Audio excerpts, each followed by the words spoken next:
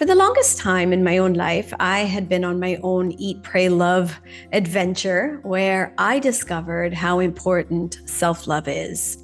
Learning to love myself, learning to accept who I am, and really discovering every aspect of me was probably the most important journey of my life. I learned to master forgiveness and compassion, and I learned to let go of the past, which is one of the most important aspects of loving yourself, because it's very hard to love yourself if you're holding on to all these past mistakes, if you call them that, errors, decisions, choices that you regret.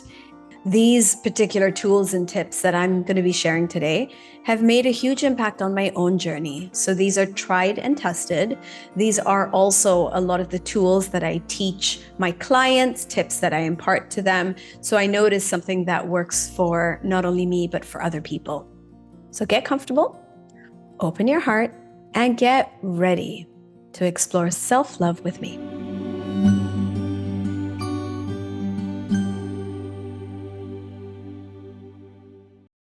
Self-love is one of the most powerful forces in our lives. But what exactly does that mean? Now, at its core, self-love is about valuing yourself. It's about treating yourself with kindness, prioritizing your well-being, your mental health.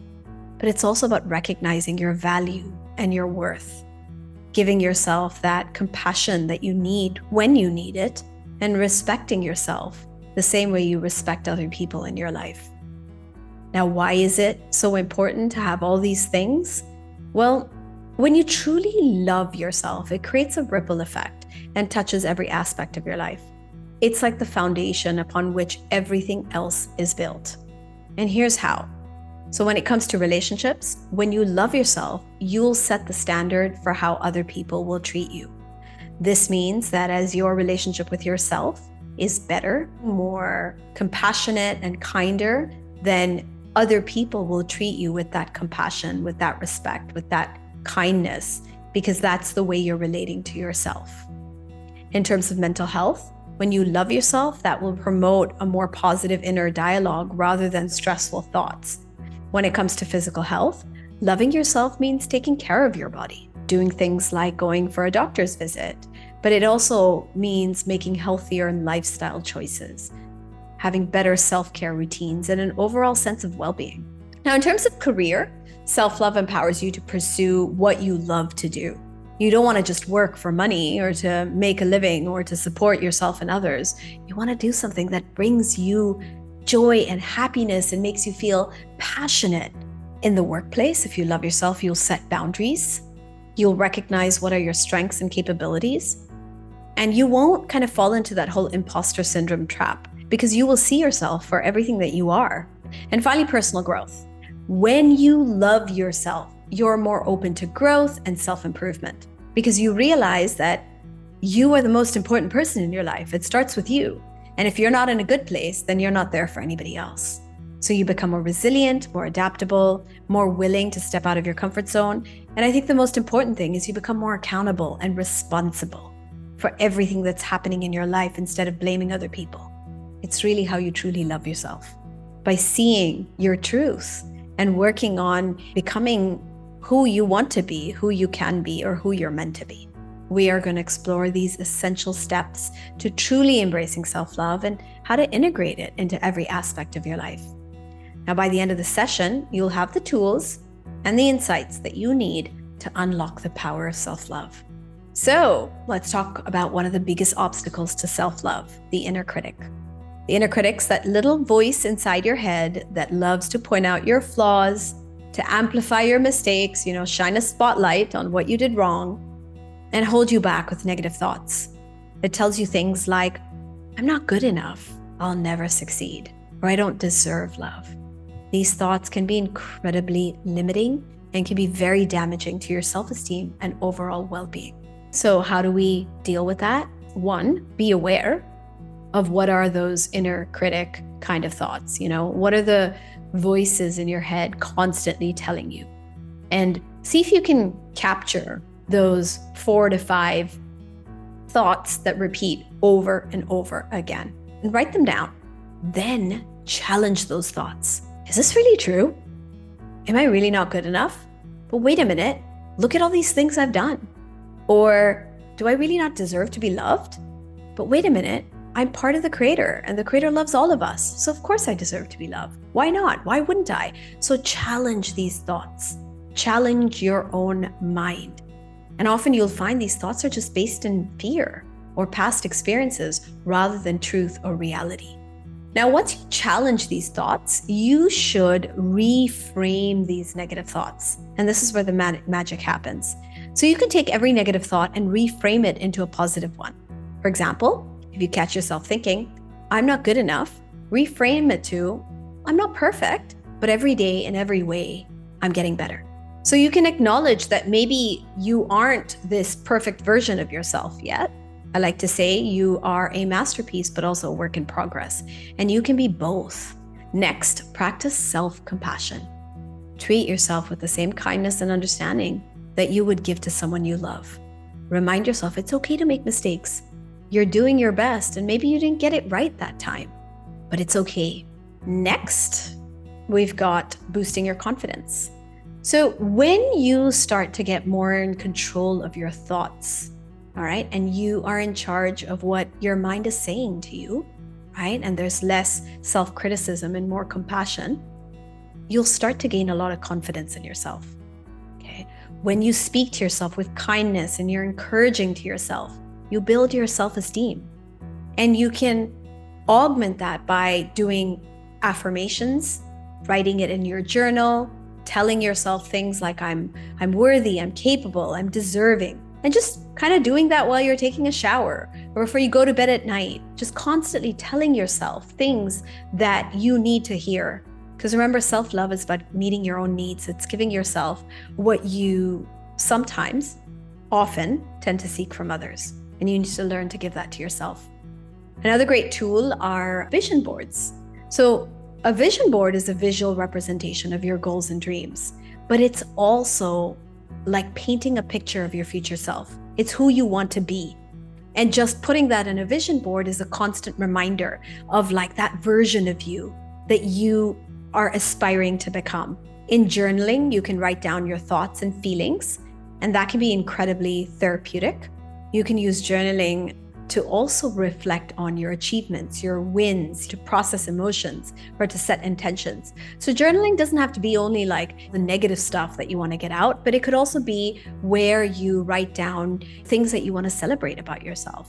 And I highly recommend that every day you write down at least 3 things that you're proud of, 3 accomplishments or achievements. And they don't have to be big ones, just tiny things like, today I went for a walk. Today I did 6 puzzles with my daughter. So journaling, vision boards, affirmations, these are very simple techniques to boost your self-esteem. Meaningful connections. So let's move on to talking about the people in our lives. Now, a big part of building healthy relationships is learning how to set boundaries, okay? Saying no and communicating effectively. These are, I would say, 3 very important skills to have in a relationship. When you learn how to say no, not only are you obviously maintaining or protecting your boundaries, but you're also prioritizing your needs. And no doesn't always have to sound harsh or, angry, or it doesn't have to be difficult. It could be a very nice way of saying no, right? Like, I'd love to do it and, I can get to it tomorrow because today I just need a little bit of time to myself, for example. You need to be clear what your boundaries are in order for other people to understand what they are. This actually sets rules of engagement and behavior between you and other people.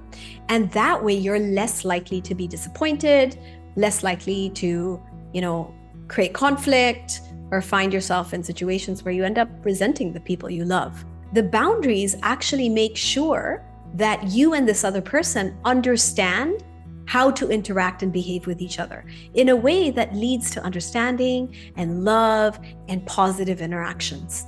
And then you've got communication, so communicating effectively. Now, as you all know, good communication is the backbone of any meaningful connection. Like if you aren't communicating, there could be an intense feeling of loneliness. You could be in a marriage, you could be in the same room, and you could feel really disconnected from that person when there's a lack of communication. So you have to learn to express your thoughts and feelings clearly and actively listen to other people. It's about building trust and understanding and vulnerability, because good communication has vulnerability. And where there's lack of trust, there's lack of vulnerability. And where there's lack of vulnerability, you cannot have communication that connects. Okay, next one, healing and growing. Okay, it is so important to constantly heal your past wounds, to let go of negative patterns, okay, on that journey to self-love, because you can't love yourself if you're constantly bombarded by memories, pain, trauma from the past. So addressing and releasing these issues is how you make room for more positive experiences and your personal growth. What does it take to clear or to heal these past emotional wounds? The first thing is to recognize you have them, and then to take the steps to heal them. This might involve forgiveness, healing of different types, self-reflection. Then you have letting go of negative patterns. Negative patterns can be these behaviors or thought processes that you keep repeating. You don't know why, you can't control it. It shows up all the time, okay? And this might be things like self-sabotage or negative self-talk or unhealthy relationship patterns or habits. So recognizing those and getting the help you need to release these patterns is the key to creating much more healthier relationships, not only with yourself, but with people around you. Once you've healed and let go of negativity, you create space for more positive experiences to flow in. This could mean new relationships, personal achievements, or a greater sense of inner peace. If your life is not where you want it to be, if you are not living your ideal life, there's always more to clear. Okay? And that is wonderful because it means there's more potential, there's more scope. You know, there's more to be had for you. Then we've got self-love practice and rituals. It is very important to make self-love a daily routine. Okay, like brushing your teeth or drinking water or eating food. Self-love should be integrated into your daily life with practices that nurture you. You can come up with your own practice that makes you feel like you love yourself. When you have these practices and rituals, they keep you grounded and focused. You stay connected, even when things are kind of crazy in your life. Among the hustle and bustle, among the to-do list and the constant being on the go, your self-care practices and rituals will keep you kind of really grounded and feeling strong and centered. So what are things that you could do? Meditation, journaling, exercise, or taking some time to relax and unwind. I strongly believe that having a morning routine and an evening routine to open your day and close your day are really great ways to stay grounded and to, really build that self-care, whether that's aromatherapy, whether that's affirmations, a gratitude practice, something that sets the tone for the day and something that kind of closes your day, closes your energy. Remember, self-love isn't a one-time event. It's a continuous practice. Now, the last one I want to talk about is your love language. Knowing your love language is a very powerful way of nurturing self-love and improving your relationships, not only with yourself, but also others. Now, your love language is the natural way that you give love and also you receive it. And knowing it can help you communicate with your partner your needs, but also find the time to connect with yourself in the way that you are most likely to receive it. There are 5 primary love languages: words of affirmation, acts of service, physical touch, gift giving, and quality time. And most of you will find yourself inclined to give love a certain way and receive love a certain way. And it's not always the same way. Figure out what's your love language. And when you know what that is, give yourself love in the way that feels most meaningful to you. The one that's most aligned with your love language. So take the time to discover your love language and incorporate it into your self-love routine or ritual. So by nurturing yourself in the way that resonates most with you, you'll find that you'll be able to give yourself self-love in a way that you can really receive it. If you enjoyed this video and you're ready to love yourself more, take my Discover Your Love Language quiz. Find out how you naturally give and receive love so you can start loving yourself in the ways that matter most to you. Just go to the link on the screen or find it in the description below. You are loved.